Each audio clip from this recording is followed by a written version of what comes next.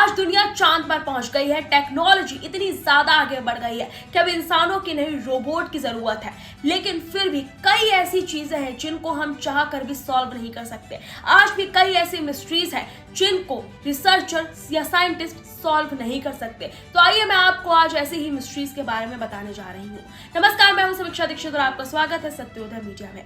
आज मैं आपको ऐसी टॉप मिस्ट्रीज के बारे में बताने वाली हूँ जिसको सुनने के बाद आपके भी कान खड़े हो जाएंगे और आपके भी मन में सवाल आएगा कि आखिर ऐसा अब तक क्यों नहीं हुआ। तो इसमें सबसे पहली जिस मिस्ट्री का नाम मैं बताने जा रही हूँ वो है द अंडरग्राउंड मिस्ट्री। अब अगर मैं आपसे एक सिंपल सवाल पूछूं कि धरती की सतह यानी कि धरती के नीचे क्या है, तो आप कहेंगे कि कोल है, मिनरल है और पेट्रोलियम है। ये सारी चीजें धरती के नीचे पाई जाती हैं।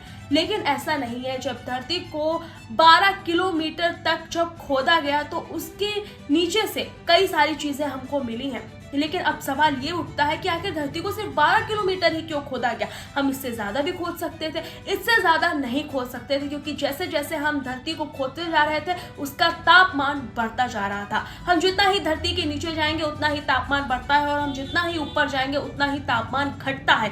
तो जैसे जैसे उसको खोदना शुरू किया गया, जब 12 किलोमीटर तक खोदा गया, इसके नीचे अगर खोदा जाता तो जिन इंस्ट्रूमेंट से, जिन इक्विपमेंट से उसको खोदा जा रहा था उनके पिघलने की संभावना थी। और अगर वो एक बार बर्बाद हो जाते तो फिर कोई मतलब ही नहीं बचता खोदने का और ना ही खुद सकता था। तो इसीलिए इसको बंद कर दिया गया और ये मिस्ट्री हमेशा के लिए अनसॉल्व्ड रह गई कि आखिर 12 किलोमीटर के नीचे धरती के अंदर है क्या। ये जगह रशिया में स्थित है जब 12 किलोमीटर गहरा गड्ढा खोदा गया था। नंबर 2 पर है अनएक्सप्लोर्ड केव्स। अब देखिए कई सारी ऐसी गुफाएं हैं जिनको एक्सप्लोर किया जा चुका है, लेकिन अगर मैं आपको कहूं कि 95% ऐसी गुफाएं हैं जिनको आज तक एक्सप्लोर नहीं किया जा चुका है, नहीं किया गया है।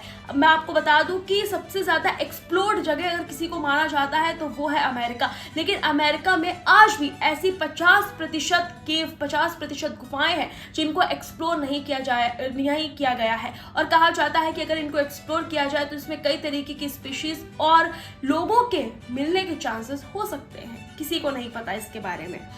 नंबर 3 पर है how the moon was formed.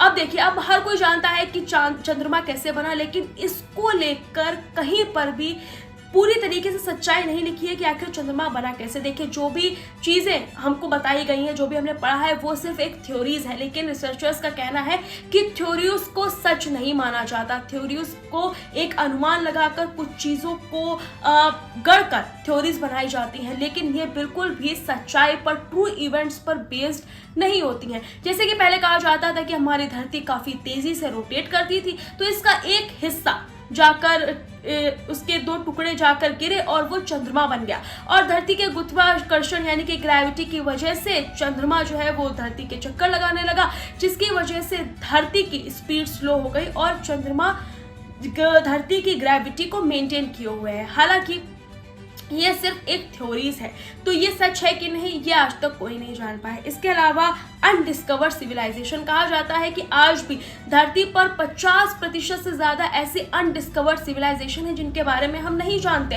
हो सकता है हमारे जैसे कई और भी लोग, कई और भी सिविलाइजेशन रहती हों, लेकिन उन्होंने अपने आप को इतना ज्यादा कंजर्व कर रखा है, वो खुद एक्सप्लोर होना नहीं चाहती, वो खुद अपने बारे में बताना नहीं चाहती और इंसानों के लिए भी इतना बड़ा एरिया एक्सप्लोर कर पाना नामुमकिन माना जाता है।